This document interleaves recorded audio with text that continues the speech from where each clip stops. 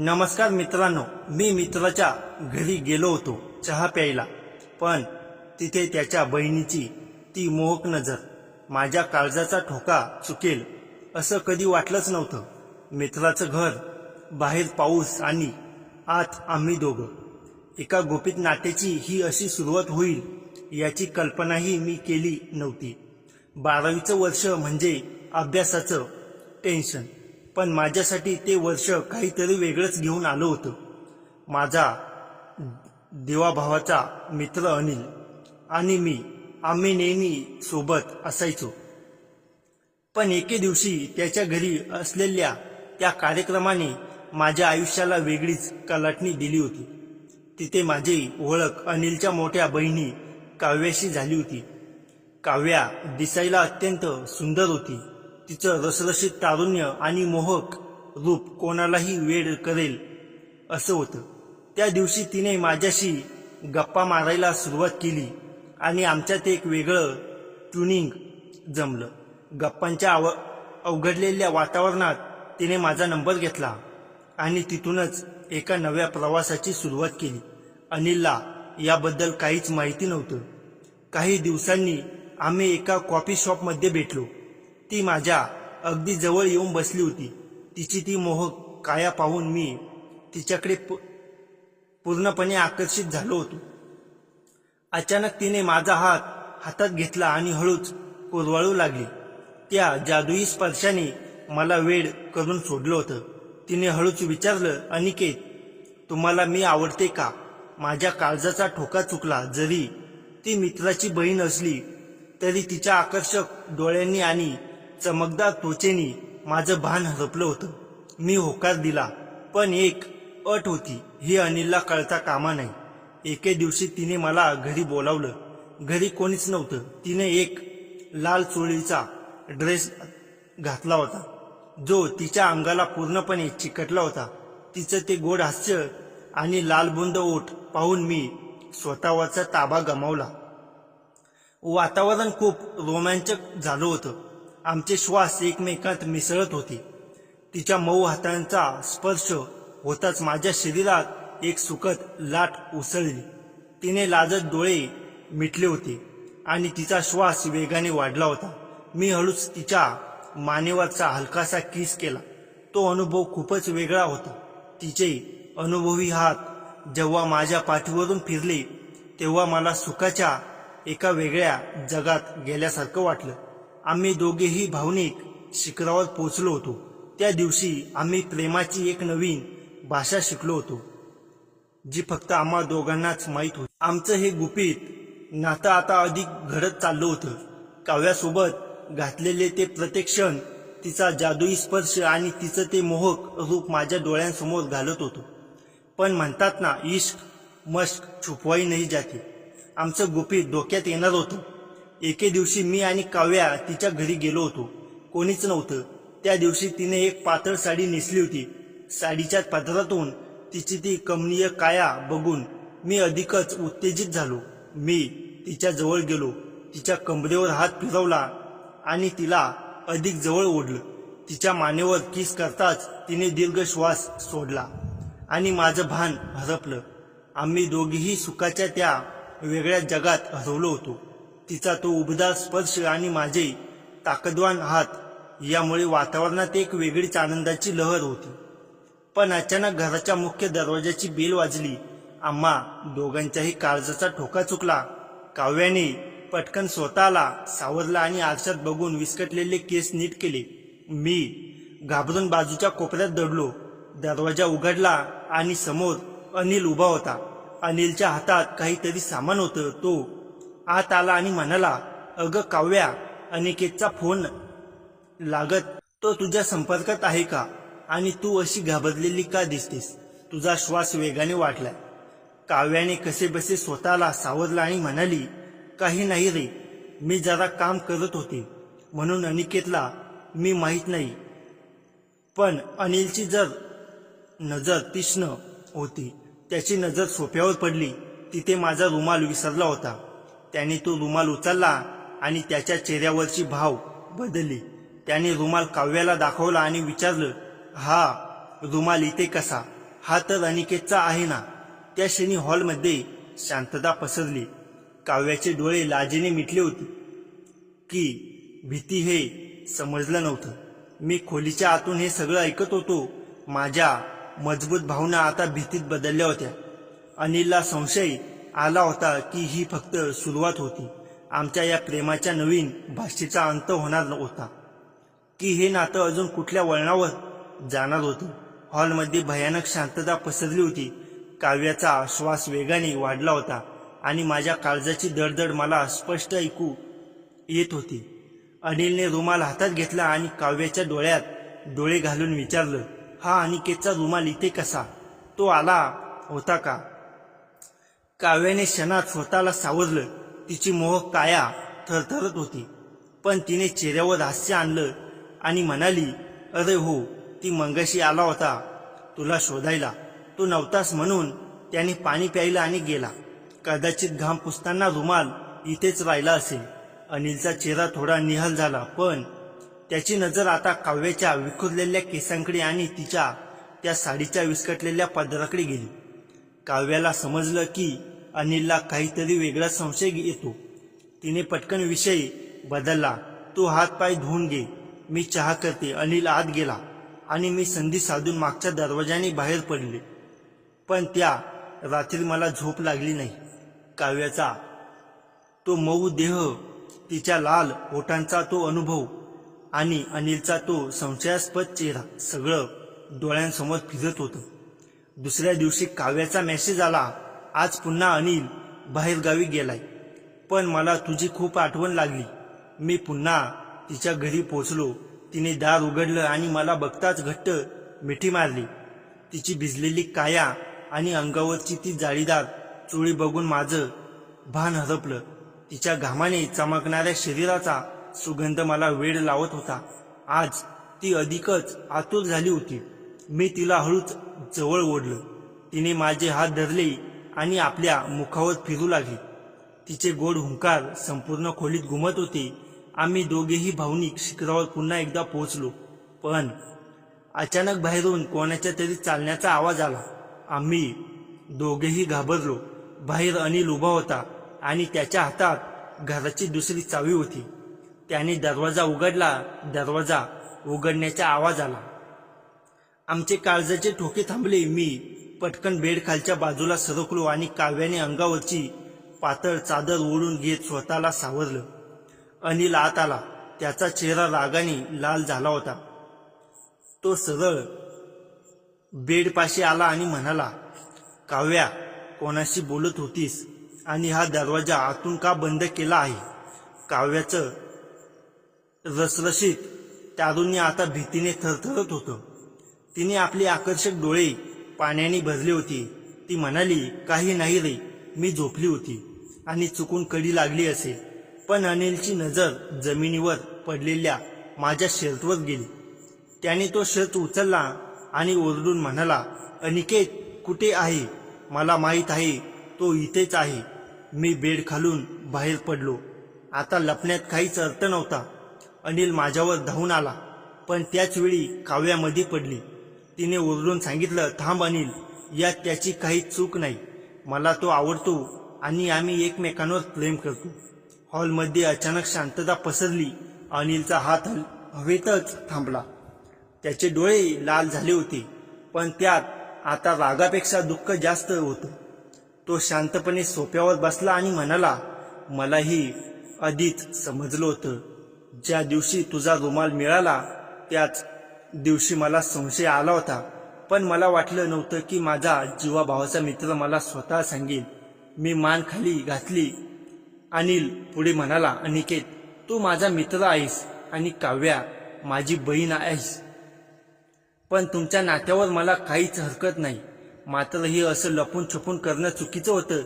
जर तुम्ही मला विश्वासात घेतलं असतं तर मी आनंदाने तुमच्या लग्नासाठी घरी बोललो असतो. त्याच्या या शब्दांनी आमच्या डोक्यावरचा भार उतरला. काव्याने आनंदाने मला घट्ट मिठी मारली. अनिलचे आमचे हात एकमेकांत जोडले. त्या रात्री भीतीचं वातावरण संपलं होतं आणि प्रेमाची एक नवीन भाषा सुरू झाली होती. काव्याने माझ्या कानात हळूच म्हटलं, आता तर घरच्यांची पण परवानगी मिळाली, आता आपण कधीही सुखाच्या शिखरावर पोहोचू शकतो. तिचं ते मोहक हास्य आणि घामाने चमकणारं शरीर पाहून मला पुन्हा एकदा तिच्या प्रेमात पडल्यासारखं वाटलं. आमचं हे गुपित नातं आता हक्काचं बनलं होतं. अनिलने आम्हाला माफ केलं होतं आणि आम्ही तिघेही आता एका नवीन आयुष्याची सुरुवात करणार आहोत. अनिलच्या माफीनंतर आमच्या आयुष्यात एक वेगळं सुखाचं वादळ उठलं होतं. ज्या गुपित नात्याची सुरुवात भीतीने झाली होती ते आता हक्काचं आणि अभिमानाचं बनलं होतं. काव्याचे डोळे अजूनही आनंदाश्रूंनी भरलेले होते. तिने अनिलच्या पाया हात लावला आणि म्हणाली, तू खरंच माझा लाडका भाऊ आहेस. तुझ्यासारखा उद्धार भाऊ कोणाला मिळेल. अनिलने तिला उठवलं आणि म्हणाला, बहीण, तुझं सुखच माझ्यासाठी महत्वाचं आहे. पण पुढे काय करायचं याचा विचार करूया. त्या रात्री मी घरी परतलो तेव्हा माझं मन अगदी हलकं झालं होतं. डोळ्यांसमोर काव्याचा तो चेहरा, तिचं ते हास्य आणि अनिलचा तो उदारपणा सगळं पाहून मला खरोखरच नवीन आयुष्याची सुरुवात झाल्यासारखं वाटलं. पण अजून एक महत्वाचं पाऊल उरलं होतं, घरच्यांना सांगण्याचं. काव्याचे आई वडील शहराबाहेर एका छोट्याशा गावात राहत होते. तिचे वडील सेवानिवृत्त शिक्षक होते तर आई गृहिणी. अनिल आणि काव्या यांच्यातील बंधुभाव फार घट्ट होता. त्यामुळे अनिलने आपल्या आई वडिलांशी याबद्दल बोलण्याचं ठरवलं. 2 दिवसांनी अनिलने फोन करून सांगितलं, अनिकेत, आई बाबांनी तुला आणि काव्याला भेटायचं ठरवलं आहे. या शनिवारी गावी चला. माझं हृदय जोरजोरात धडधडू लागलं. काव्यालाही फोन करून मी ही बातमी सांगितली. ती म्हणाली, काळजी करू नकोस, सगळं ठीक होईल. आपण एकमेकांच्या साथीने कोणतंही वादळ पेलू शकतो. तिच्या त्या विश्वासाने माझा आत्मविश्वास दुणावला. शनिवारी सकाळी आम्ही दोघे अनिल सोबत गावाला निघालो. गावाचं वातावरण शांत आणि रमणीय होतं. झाडांनी बहरलेले रस्ते, हिरवीगार शेतं आणि थंडगार वारा यामुळे माझं मन थोडं शांत झालं. काव्याच्या घरासमोर पोचलो तेव्हा तिची आई दारात उभी होती. ती अतिशय साधी आणि प्रेमळ दिसत होती. तिने आम्हाला पाहताच हसून विचारलं, आलात का? या या, आत या. बाबा खोलीत वर्तमानपत्र वाचत होते. त्यांनी डोळ्यावरचा चष्मा काढला आणि आमच्याकडे पाहिलं. अनिलने पुढाकार घेतला आणि म्हणाला, बाबा, हा माझा मित्र अनिकेत, आणि तुम्ही अगदी अंदाज लावलाच असेल की ही काव्या.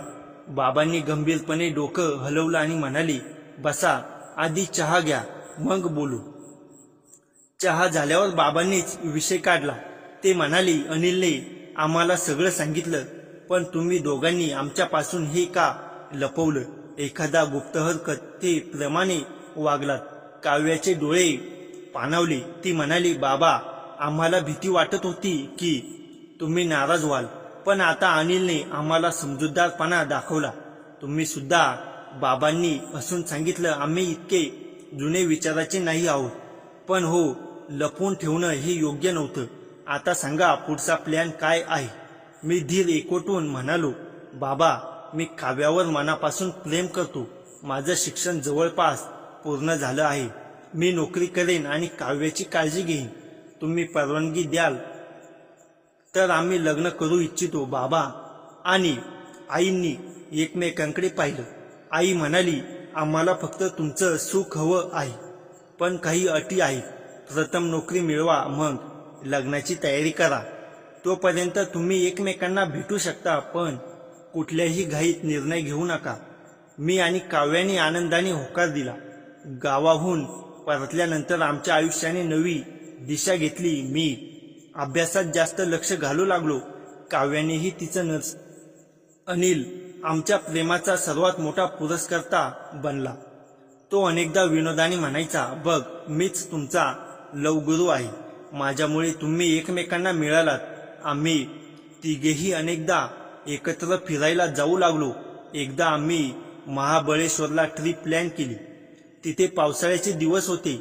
ढगाळ वातावरण, हिरवीगार घाटमाथा आणि धुक्याची चादर. अशा वातावरणात काव्यासोबत घालवलेले क्षण अविस्मरणीय होते. एका संध्याकाळी आम्ही तिघे व्हॅली पाहण्यासाठी गेलो होतो. अनिल मुद्दाम मागे राहिला आणि मला काव्यासोबत एकटं सोडलं. आम्ही व्ह्यू पॉइंटवर उभे होतो. पाऊस सुरू झाला होता. हलक्या सरींनी काव्याचे केस भिजले होते. तिच्या चेहऱ्यावरचे पाण्याचे थेंब मोत्यांसारखे चमकत होते. मी तिचा हात हातात घेतला आणि म्हणालो, काव्या, तू खरंच माझ्या आयुष्यातील सर्वात सुंदर भेट आहेस. ती लाजत हसली आणि म्हणाली, अनिकेत, तुझ्याशिवाय माझं आयुष्य कसं असतं हे मी कल्पनाही करू शकत नाही. त्या पावसात आम्ही एकमेकांना घट्ट मिठी मारली. तो स्पर्श उबदार आणि सुरक्षित होता. कुठल्याही वेड्या उत्कटतेशिवाय फक्त एक सखोल भावनिक जवळीक. तो क्षण प्रेमाच्या परिभाषेतील सर्वात शुद्ध रूप होता. रात्री हॉटेलमध्ये परतल्यावर अनिलने विचारलं, तर काय झालं तुमचं? मी हसत म्हणालो, काही नाही, फक्त भविष्याची स्वप्न पाहिली. अनिलने खांद्यावर हात ठेवत म्हणाला, मला खूप आनंद आहे की तुम्ही दोघे एकमेकांसाठी बनलेले आहात. पण हो, लग्नाआधी काहीतरी गडबड करू नका. आम्ही तिघेही जोरात हसलो. ती हसली संध्याकाळ खूप महत्वाची होती, कारण त्यामुळे आमची मैत्री अधिक घट्ट झाली. महिने उलटत गेले. मी एका चांगल्या कंपनीत नोकरी मिळवली. काव्याने जवळच्या इस्पितळात नर्स म्हणून काम सुरू केलं. आता लग्नाची तयारी सुरू झाली. घरच्यांनी दोन्हीकडचे नातेवाईक एकत्र जमवले. सगळ्यांनी आशीर्वाद दिला. लग्नाचा मुहूर्त ठरला. उन्हाळ्याच्या सुरुवातीला काव्याच्या बाबांनी आम्हाला त्यांच्याच गावी एक छोटंसं घर दिलं. अनिलने सांगितलं, मी तुमच्या लग्नासाठी सर्व खर्च उचलणार आहे. मी त्याचे आभार मानले, पण त्यांनी सांगितलं, तू माझा मित्र आहेस आणि काव्या माझी बहीण. तुम्ही दोघे माझ्या आयुष्यातील सर्वात महत्वाची माणसं. त्यामुळे हे माझं कर्तव्य आहे. लग्नाच्या तयारीत आम्ही सर्वजण बिझी झालो. काव्या माझ्यासाठी खास भेटवस्तू आणत असे. छोट्या गिफ्ट बॉक्स, माझ्या आवडत्या चॉकलेट्स आणि प्रेमाची छोटी पत्र. ती प्रत्येक पत्राच्या शेवटी लिहित असे, तुझीच काव्या. मी ती सगळी पत्र एका डायरीत जपून ठेवली. लग्नाच्या आदल्या दिवशी एक खास कार्यक्रम होता, हळदी कुंकू. त्या सोहळ्यात काव्याने पिवळी साडी परिधान केली होती. तिच्या अंगावर हळदीचा लेप होता. ती अगदी देवीसारखी दिसत होती. मी अनेक मित्रांसोबत तिथे गेलो होतो. पारंपरिक गाण्यांवर सगळे नाचत होते. काव्याने मला बोलावून घेतलं आणि तिच्या हातांनी मला हळद लावली. तिच्या त्या मोहक हातांचा स्पर्श अजूनही तितकाच गोड वाटत होता. ती हळूच म्हणाली, उद्या आपण एकमेकांचे होणार. तुझ्याशिवाय माझं आयुष्य अपूर्ण आहे. मी तिच्या डोळ्यात पाहिलं आणि म्हणालो, उद्यापासून आपण दोघे एक परिपूर्ण कथा लिहू.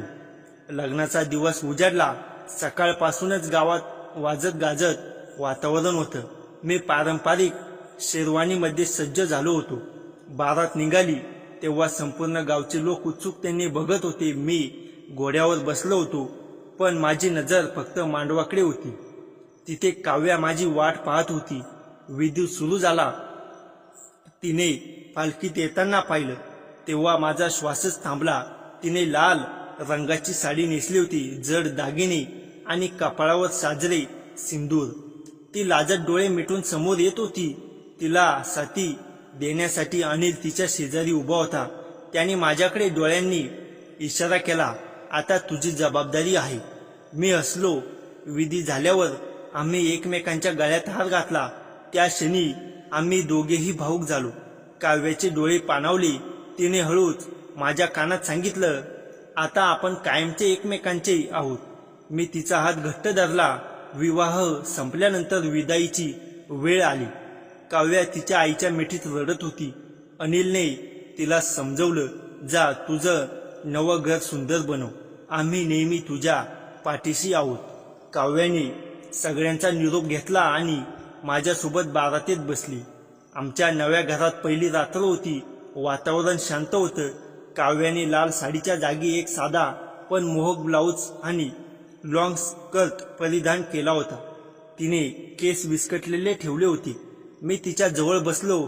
तिने माझ्याकडे बघत म्हणालं, आपली सुरुवात जरी गुपित नात्याने झाली असली तरी आता हे नातं पवित्र आहे. मी तिचा हात हातात घेतला आणि म्हणालो, काव्या, मी तुझ्यावर कायम प्रेम करेन, तुझी काळजी घेईन. आपण एक आदर्श जोडपं म्हणून राहू. तिने डोकं टेकवलं माझ्या खांद्यावर. त्या रात्री आम्ही एकमेकांशी अगदी सहजपणे गप्पा मारल्या. कुठल्याही उत्कटतेचा अतिरेक नव्हता, फक्त शांत, प्रेमळ आणि सौम्य जवळीक. आम्ही एकमेकांच्या मनातील स्वप्न, भीती, आशा यावर बोललो. नंतर हातात हात घालून झोपी गेलो. सकाळी काव्याने मला कॉफी बनवून दिली. तिच्या त्या लहानशा सर्टिफिकेटमध्ये आम्ही एकत्र कॉफी प्यायचो. तिने माझ्याकडे पाहून हसत विचारलं, आता बघ, आपल्या प्रेमाची ही नवीन भाषा कुणाला कळेल का? मी हसत म्हणालो, कळू दे, पण आपण आता छुपणार नाही. आपलं प्रेम अभिमानाने जगूया. दरम्यान अनिलची एका सहकारी मुलीशी ओळख झाली. तिचं नाव प्रिया होतं. प्रिया शिक्षिका होती. अनिलने आम्हाला तिची ओळख करून दिली. तिला बघून काव्या म्हणाली, अनिल, तू आमच्यासाठी जसं केलंस तशीच आम्ही तुझ्यासाठीही तयार आहोत.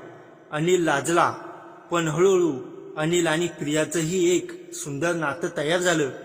काही महिन्यांनी अनिलने प्रियाला लग्नाचं वचन दिलं. काव्याला ही बातमी ऐकून खूप आनंद झाला. ती म्हणाली, आता माझा भाऊ सुद्धा आयुष्यात स्थिरावला. खरोखरच आपल्या सगळ्यांचं भविष्य उज्ज्वल आहे. एक दिवस काव्या म्हणाली, अनिकेत, आपण एक मुलगा किंवा मुलगी दत्तक घ्यायची का? आपण दोघं कमावते आहोत. अनेक गरजू मुलांना आई वडिलांची गरज असते. तिचा हा विचार ऐकून मी खूप प्रभावित झालो. तिचं हृदय खरोखरच उदार होतं. आम्ही 3 महिन्यांच्या प्रक्रियेनंतर एका 2 वर्षाच्या मुलीला दत्तक घेतलं. तिचं नाव ठेवलं सई. सई अतिशय चैतन्यशील होती. ती घरात येताच आमचं घर हास्याने भरून गेलं. काव्या सईला मायेने वाढवू लागली. मी सईला खांद्यावर बसून फिरवत असे. सई लहान होती, पण तिने आमच्या आयुष्यात जादूच भरली. अनिल आणि प्रियाचं लग्नही झालं. आम्ही सगळे एका मोठा कुटुंब म्हणून राहू लागलो. सुट्टीच्या दिवशी आम्ही एकत्र फिरायला जाऊ लागलो. सई आणि अनिलची मुलं एकत्र खेळत. ती बालपणीची मैत्री आमच्या आयुष्याचा आनंद दुप्पट करत होती. एका पावसाळी संध्याकाळी काव्या आणि मी बाल्कनीत बसलो होतो. बाहेर पाऊस कोसळत होता. तिने माझ्या खांद्यावर डोकं ठेवलं आणि म्हणाली, अनिकेत, तो दिवस आठवतो का जेव्हा अनिलच्या घरी पाऊस होता आणि आत आपण होतो? त्या दिवशी मला वाटलं होतं की हे नातं कदाचित काही दिवसांचं असेल, पण बघ, आज आपण कायमचे एकमेकांचे झालो आहोत. मी तिचा हात हातात घेतला आणि म्हणालो, ते गुपित नातं आता प्रेमाची कायमची ग्वाही बनली आहे. आम्हाला या प्रवासात अनेक वादळं आली, पण आपण सगळ्यांना पेललं, कारण आपल्यात प्रेम होतं आणि अनिल सारखा साथीदार होता. काव्याने डोळे मिटले आणि हसत म्हणाली, प्रेमाची भाषा सोपी असते. ती फक्त एकमेकांची काळजी घेणं, विश्वास ठेवणं आणि आनंद साजरा करणं. बाकी सगळं गौण आहे. त्यात पावसात, त्या गार वाऱ्यात आम्ही दोघे शांतपणे एकमेकांच्या जवळ बसलो. सई आता धावत आली आणि म्हणाली, बाबा, मला पाऊस बघायचा आहे. मी तिला उचलून घेतलं. काव्या तिच्या गालावर हळूच किस करत म्हणाली, हे आहे आपलं सुंदर कुटुंब. आता इथे संपत नाही, तर एका नवीन सुरुवातीला येऊन पोहोचली, जिथे प्रेम, विश्वास, मैत्री आणि कुटुंब या 4 शब्दांत संपूर्ण आयुष्य सामावलं आहे. काव्याची ती मोहक नजर, अनिलचा तो मोठेपणा, सईचा हास्य, हे सगळं माझ्या आयुष्याचा कायमचा भाग बनला आहे. आणि हो, त्या पावसाळी संध्याकाळी आम्ही तिघही, मी, काव्या आणि अनिल, एकत्र बसून कॉफी प्यायचो. बाहेर पाऊस. त्या पावसाळी संध्याकाळी नंतर आमच्या आयुष्यात अनेक ऋतू आले. सई लहानची मोठी होऊ लागली. ती आता शाळेत जाऊ लागली होती. काव्याची प्रेमळ देखरेख आणि माझे संस्कार यामुळे सई एक हुशार आणि समजूतदार मुलगी बनत होती. अनिल आणि प्रियाला एक मुलगा झाला होता, नेहाल. नेहाल सईपेक्षा 2 वर्षांनी लहान होता. दोघे एकमेकांना खूप डॉक्टर रुग्ण खेळत. सई नेहालला वेळ प्रसंगी शाळेचे धडे शिकवत असे. आमची ही छोटीशी विस्तारित कुटुंब आठवड्याच्या शेवटी एकत्र जेवत. प्रिया ही अतिशय चांगली स्वयंपाकी होती. काव्याने तिच्याकडून नवीन पदार्थ शिकायला सुरुवात केली. एके दिवशी काव्या म्हणाली, अनिकेत, मला पुन्हा अभ्यास करायचा आहे. मी परिचारिका असले तरी मला MSc नर्सिंग करायचे आहे. तुझी हरकत नाही ना? मी तिच्या डोळ्यातली आग पाहून म्हणालो, नक्कीच, तू काहीही करू शकतेस. मी तुझ्या पाठीशी आहे. काव्याने प्रवेश परीक्षा दिली आणि उत्तीर्ण झाली. तिचे शिक्षण सुरू झाले. घरची जबाबदारी मी आणि सई मिळून सांभाळू लागलो. सई लहान असूनही आईला मदत करायची. ती म्हणायची, बाबा, आई खूप अभ्यास करते, मी तिला डिस्टर्ब करणार नाही. 2 वर्षात काव्याने पदवी संपादन केली. तिचा अभ्यास पूर्ण झाल्यावर तिला एका मोठ्या हॉस्पिटलमध्ये सुपरवायझरची पदोन्नती मिळाली. तिच्या आनंदाला सीमा राहिली नाही. अनिलने तिच्या यशावर सर्वांना पार्टी दिली. त्या पार्टीत अनिलने जाहीर केलं, मी आता माझा स्वतःचा व्यवसाय सुरू करणार आहे, एक छोटंसं कंस्ट्रक्शन कंपनी. प्रिया म्हणाली, मी पूर्ण सपोर्ट करेन. काव्याने आनंद व्यक्त करत म्हटलं, आता आपल्या सगळ्यांची स्वप्न पूर्ण होत आहेत. एक दिवस अशी आली जेव्हा सई शाळेतून परतल्यावर ती खूप गप्प होती. काव्याने विचारलं, काय झालं बाळा? सई हळूच म्हणाली, आई, शाळेत एक मुलगा मला सतत त्रास देतो. तो म्हणतो की मी दत्तक घेतलेली आहे म्हणून माझं कोणी खरंच आई बाबा नाही.